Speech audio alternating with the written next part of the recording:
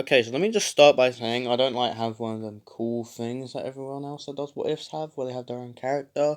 So I'm just using this sprite, as like kind of like a placeholder, if that makes sense. And if I don't find a new one, I'll probably just keep this as my main one. So yeah, and sorry if this story kind of sucks. This is my first time, so yeah. Without doing ado, let's go on to the actual main part where they say this. Hello, welcome to a new what if, and the first what if. Basically, you read the title, you saw the thumbnail. What if Frieza always trained? Yep. Now, if we hit maybe 5 likes on this video, I'll make part 2. I don't expect me to get much, so yeah, let's get into it.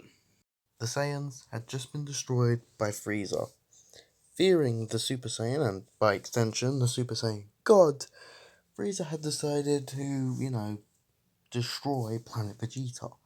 Though this wouldn't exactly mean he's invincible. After all, he had known that two beings in the universe were stronger than him, Lord Beerus and Majin Buu.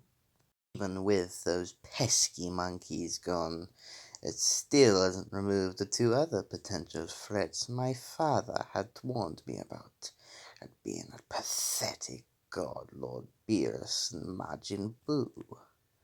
Though, Frieza powers up into his final form. Even with this much power, not only can I not control it all that well, this likely still wouldn't be enough to match those two. Frieza reverts back down to his first form. I need to train and grow stronger than them two, and maybe even the potential Super Saiyan if one of those idiotic monkeys like Vegeta or Nappa manage to tap into it. And with that, Frieza ordered Kikono and Berry Blue to get him the training room and some training partners.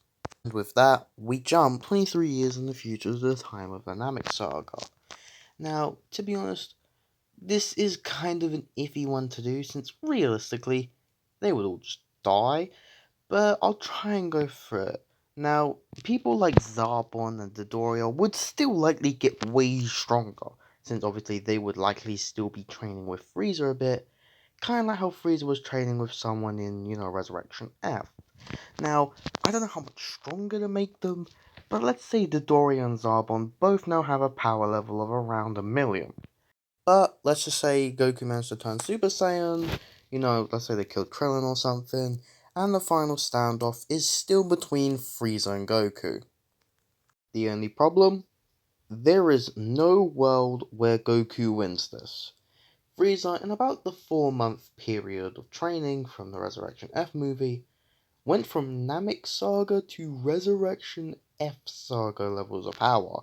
Now, I like to imagine he's slightly stronger than Goku, and people place Goku around 75 trillion, so we'll put him around 80 trillion. And doing the calculations, you find out that he got about 750,000 times stronger in 4 months.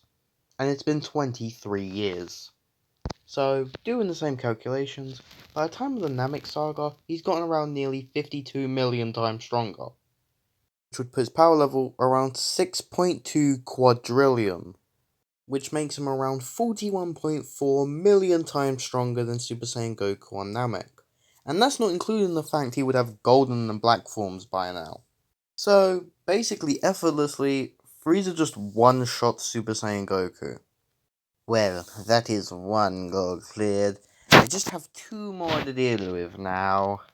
But first, I must also force one of the Namekians to grant me immortality.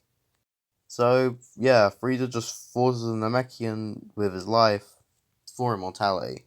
So, Frieza's now immortal. And now he begins to train until the time of Majin Buu. And that's going to do it for this part. Make sure to like and subscribe. Again, 5 likes for part 2. See you next time. Bye bye.